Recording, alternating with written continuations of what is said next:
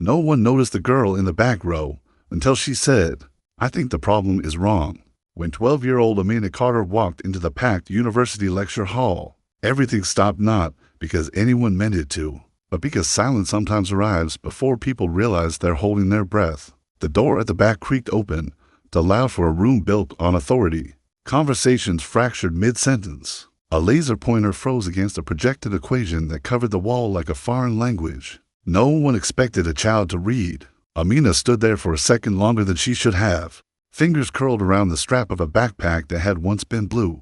It was now something closer to gray. Too many eyes, too much space, nowhere to hide.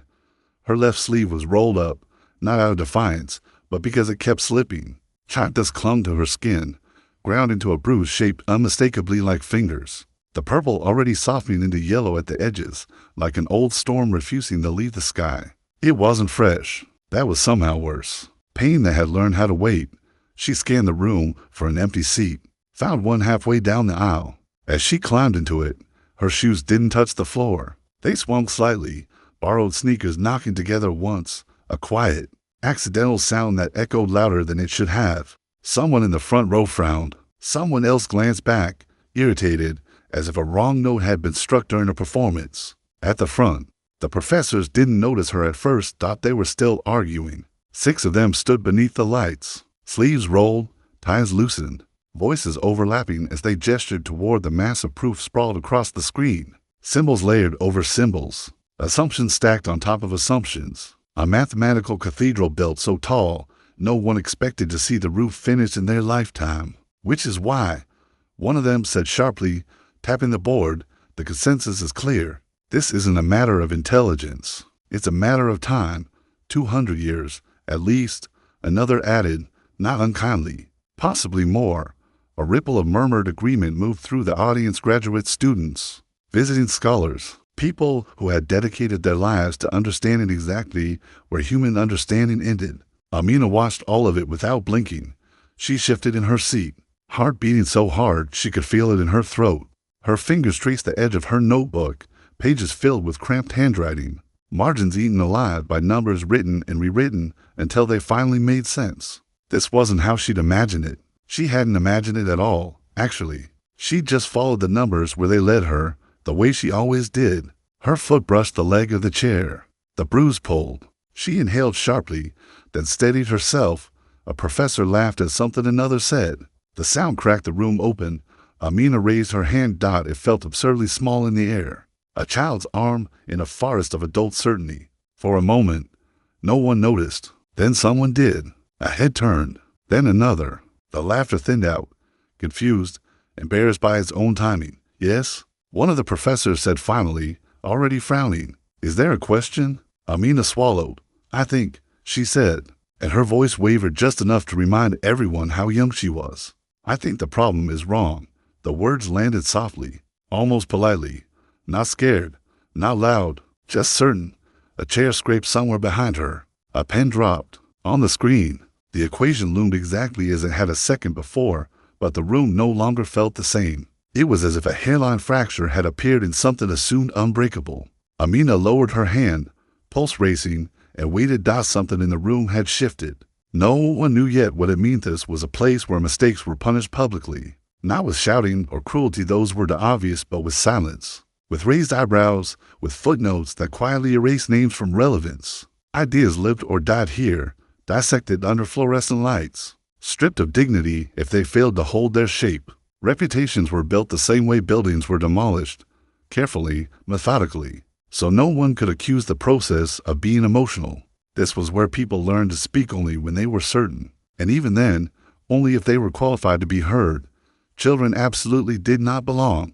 The lecture hall itself enforced that truth. It smelled like coffee gone cold, bitter and metallic, layered with the faint chemical bite of dry erase markers that had been uncapped and recapped too many times. The air hummed with restrained impatience. Rows of chairs rose steeply, each one creaking as men and women twice Amina's age shifted in their seats, irritated by the interruption they hadn't asked for and didn't understand yet. Someone cleared his throat loudly. Another crossed his arms. A woman near the aisle glanced back again, sharper this time, her expression saying what she didn't bother to voice. "Whose kid is that?" Amina felt it all the weight of the room pressing inward. The unspoken demand that she justify her existence here. Her legs still dangled above the floor. She folded her hands in her lap so they wouldn't shake. On the stage stood 6 professors, arranged not intentionally, but in a way that still communicated hierarchy. All of them were internationally cited, their names familiar to anyone who had ever taken this field seriously. Their jackets hung open, pockets heavy with pens. Their faces bore the practiced neutrality of people accustomed to being deferred to. And at the center stood Dr. Elias Halvorsen. He didn't look imposing in the way movies taught people to expect. No booming voice, no theatrical gestures. His authority came from something quieter, a stillness that suggested he was rarely wrong, and even more rarely challenged. The declaration he'd made that morning had already begun circulating through academic circles and social media alike, unsolvable for 200 years. Not speculation, not pessimism, a verdict. He stood with his hands clasped behind his back, gaze fixed on the projected proof as if daring it to contradict him. This was his room, his moment, the culmination of decades of work distilled into a single sentence that would follow him into history. Until a child spoke, eyes narrowed across the hall, some in confusion, some in irritation, a few in open disbelief. Pens paused mid-note, hovering uncertainly above paper as if their owners weren't sure whether this moment deserved to be recorded or erased. A laptop snapped shut with a soft, decisive click.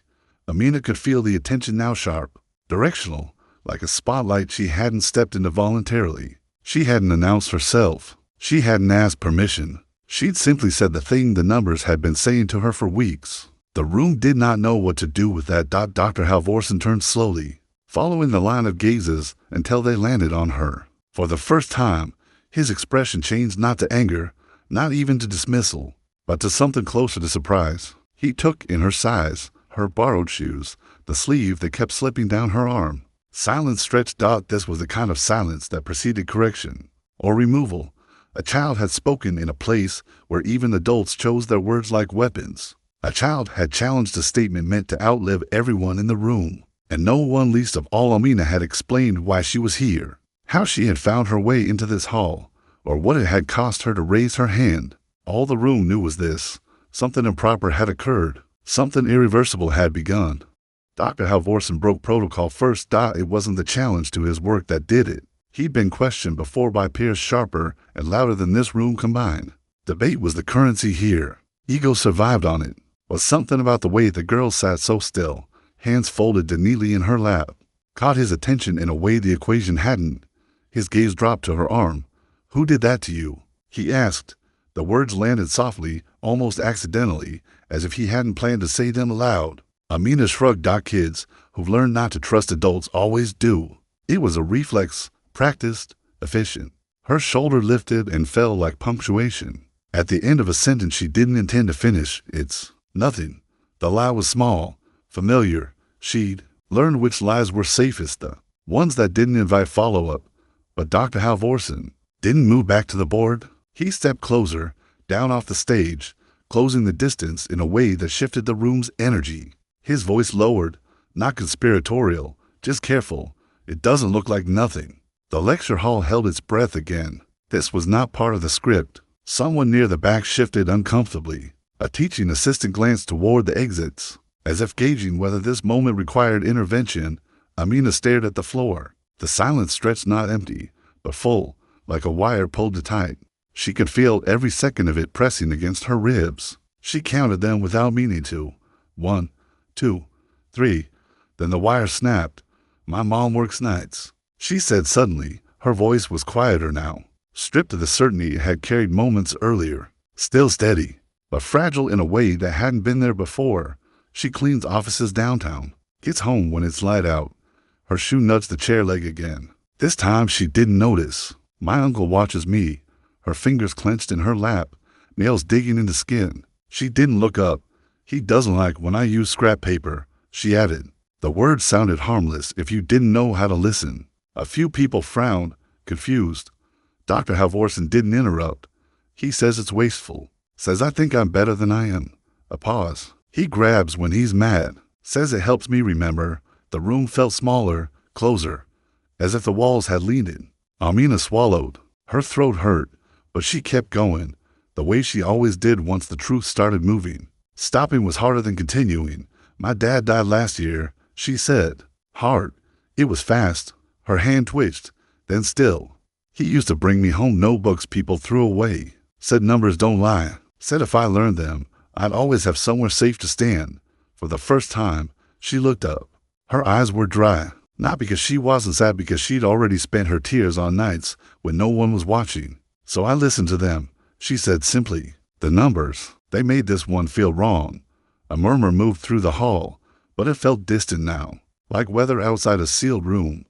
Dr. Halvorsen felt something unfamiliar tighten in his chest. And today? He asked gently. Amina hesitated. This was the part she almost didn't say. Today was the only day I could sneak in, she admitted. My uncle had an appointment. I knew if I waited, I'd forget how it felt to be sure. Her mouth pressed into a thin line. And if I forgot, I might never come back. Why today mattered was suddenly clear not as a scheduling detail, but as a crossroads. This wasn't curiosity. It was urgency. The kind that comes when a child understands, instinctively, that some doors only open once. If she didn't speak now, if she let the numbers stay trapped in her notebook, she might never get another chance, and everyone in that room knew it.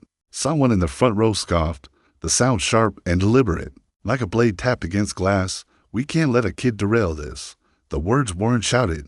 They didn't need to be. In this room, dismissal was a language everyone understood. A few heads nodded, relieved someone had said it aloud. Order, after all, was fragile. Authority even more so. Another voice followed, quieter, but just as cutting. This is embarrassing. Amina felt the heat rise in her face before she felt the fear. Her shoulders drew in slightly, instinctively, as if bracing for impact. She had expected disbelief. She had even expected anger. What she hadn't prepared for was how small those words could make her feel all over again. How quickly a room full of brilliant minds could sound like a locked door. Dr. Halvorsen didn't turn around. That, more than anything, startled them. He stood still for a long moment, eyes on the board, as if listening not to the room, but to something beneath it. The equation glowed behind him, unchanged, confident in his own authority. Slowly, deliberately, he reached for the chalk resting on the ledge. Then he turned. He walked past the other professors without acknowledging them, past the murmuring audience, until he stood directly in front of Amina, close enough that she could see the faint chalk smudges on his cuff, the fine lines around his eyes that came from years of squinting at problems that refused to yield. He held out the chalk. The gesture was simple, ordinary, and utterly radical. This isn't about credentials, he said, his voice carrying without effort. Not loud, not defensive, steady. It's about truth. A hush fell over the room, not the brittle silence of before, but something heavier, expected. Amina hesitated. Her eyes flicked to the chalk, then to his face, searching for the trap she was sure must be there. Adults didn't give things like this without strings attached. Not usually, but Dr. Halvorsen's hand didn't waver. She reached out and took it.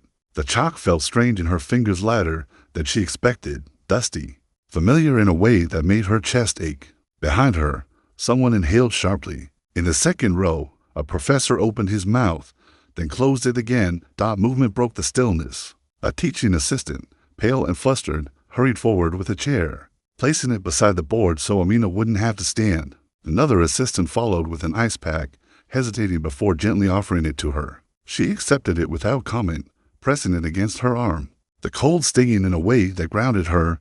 From somewhere in the audience, a jacket appeared, passed hand to hand until it reached her. The big sleeves dangling past her fingers, but undeniably warm.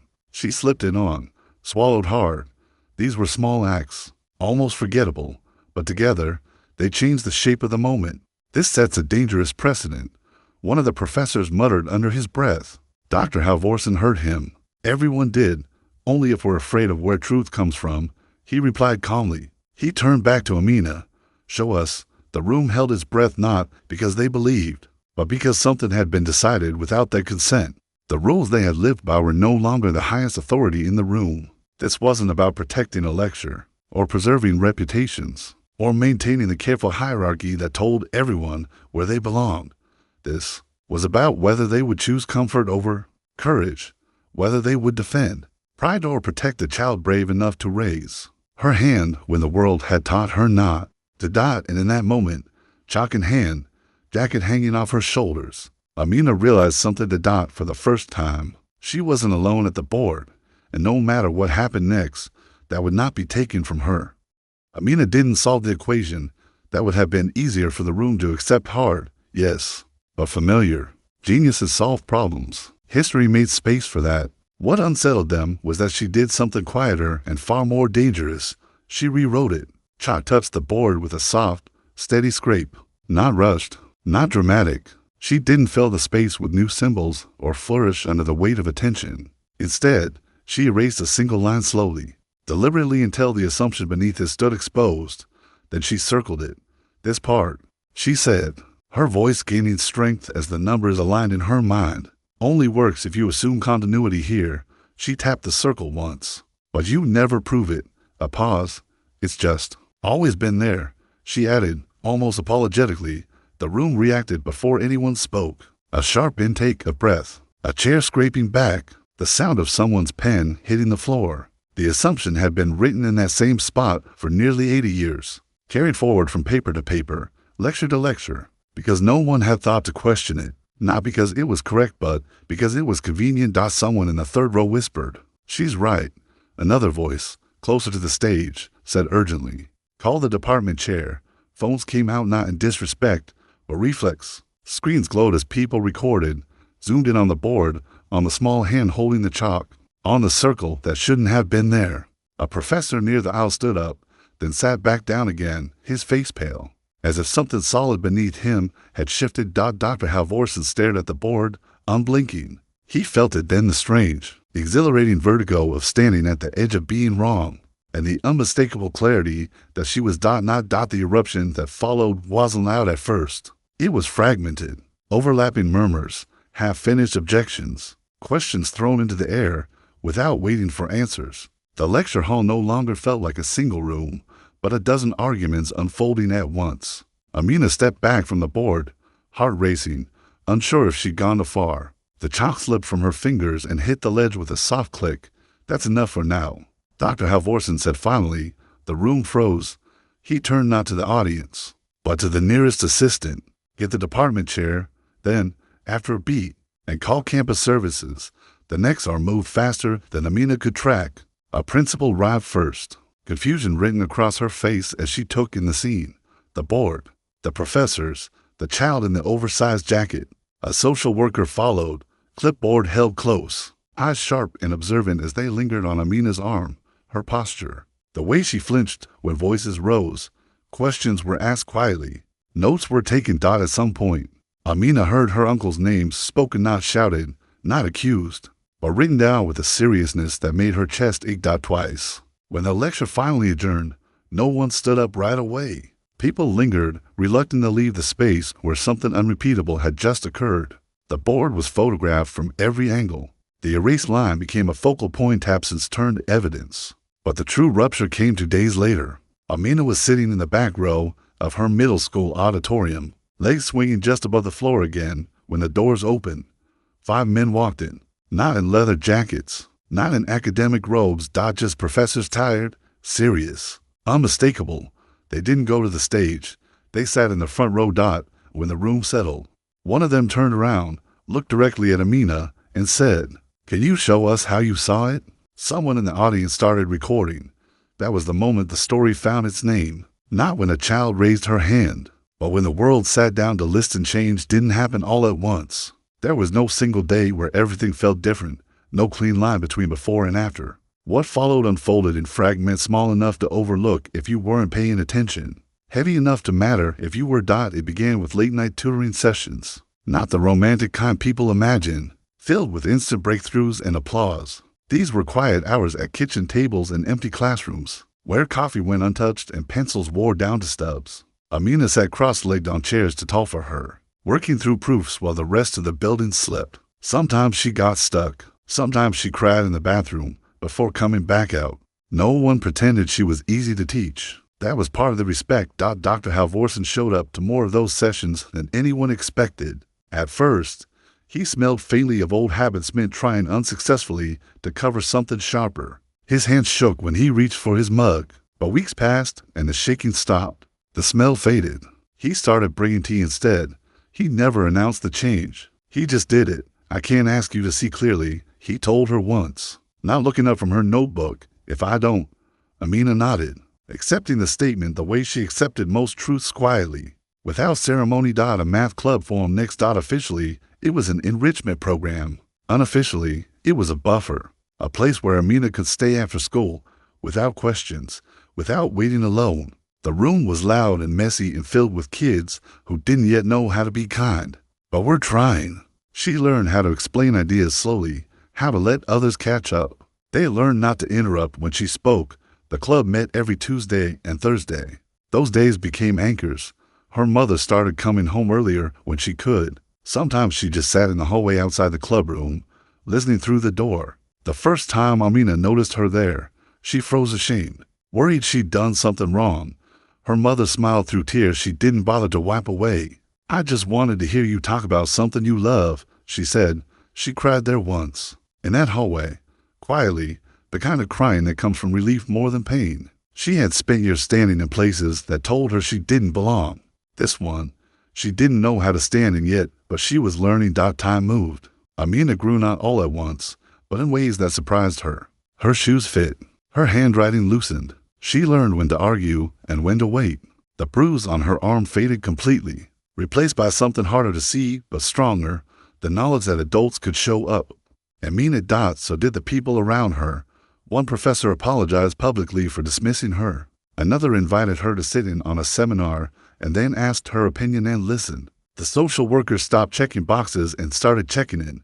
None of it made headlines, but it made a life. By the time Amina stood at the board again months later, explaining a different problem to a different room, no one commented on her age. They commented on her clarity. When she paused to think, no one rushed her. Change didn't arrive as a miracle. It arrived as consistency. As rides home that showed up on time, as questions answered honestly, as people becoming who they said they were, and in the quiet accumulation of those moments, something lasting took shape not just in Amina, but in everyone who chose, day after day, to grow alongside her. 4 years later, the courtroom was silent, not the tense silence of conflict, or the brittle kind that follows an argument, but a deep, waiting quiet, as if the room itself understood the weight of what was about to be decided. Sunlight filtered through tall windows, dust floating lazily in its path. Wooden benches creaked as people adjusted themselves, then stilled again. Amina sat at the front. She was taller now. Her feet reached the floor. Her shoulders were squared in a way they hadn't been before, not defensive, just short. Her hair was neatly braided back, hands folded calmly in her lap. If you didn't know her story, you might mistake her for any other teenager facing an important day.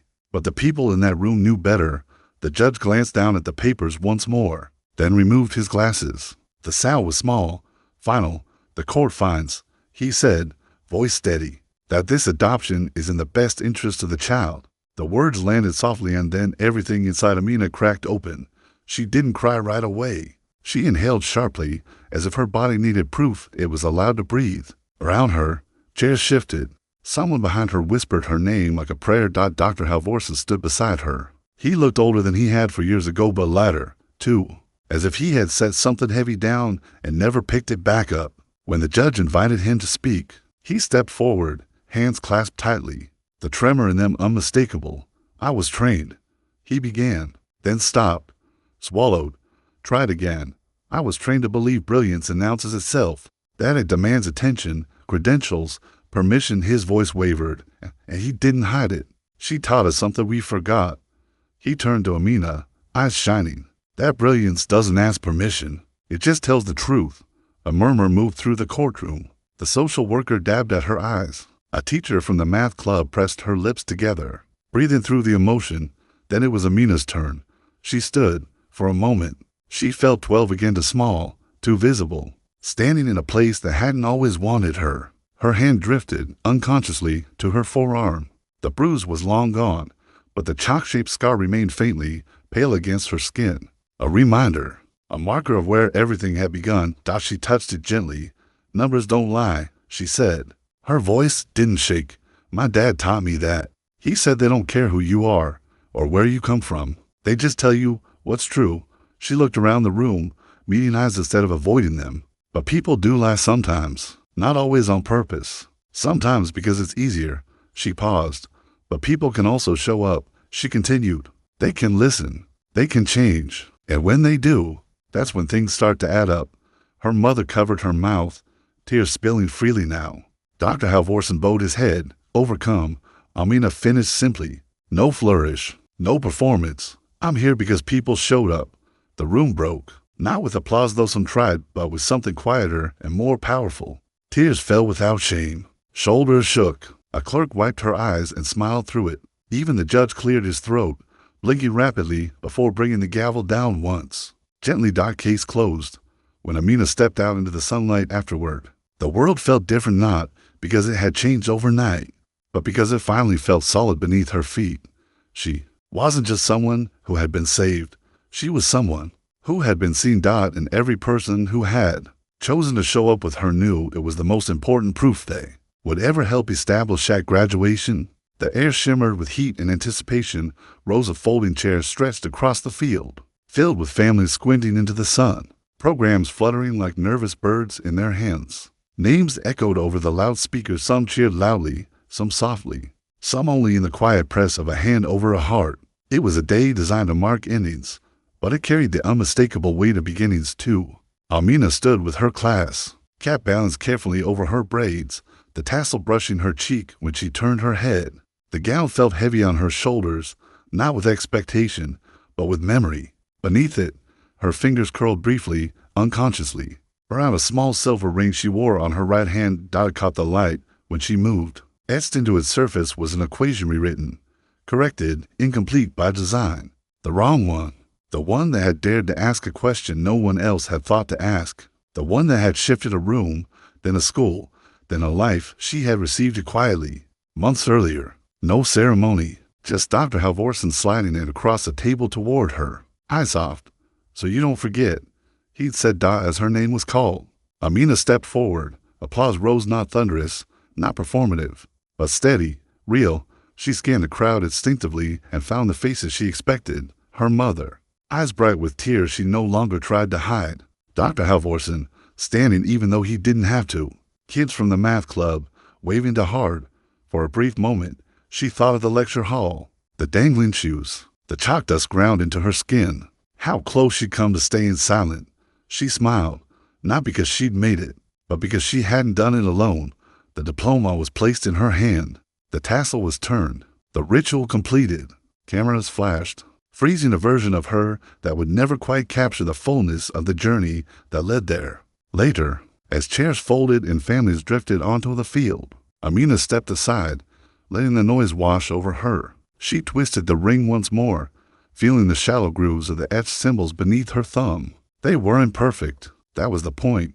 Across the field, a small girl tugged on her father's sleeve, pointing excitedly toward the graduates. Amina watched as the man bent down, really listening to whatever the girl was saying. She felt something settle in her chest. What would you do? She wondered, if a child raised their hand and the world told them to sit down, would you look away because it was inconvenient? Because it challenged something you'd already decided? Because listening required change? Or would you pause just long enough to make space? Amina turned back toward the crowd, toward the people who had chosen, again and again, to show up when it mattered. People who had listened, who had risked being wrong, who had understood that brilliance doesn't always arrive dressed for the room it enters. The ring glinted, once more in the sun. Some equations don't ask to be solved. They ask to be seen. So the next time a small voice speaks, up in a room that isn't built for it, remember this. Be someone who shows up.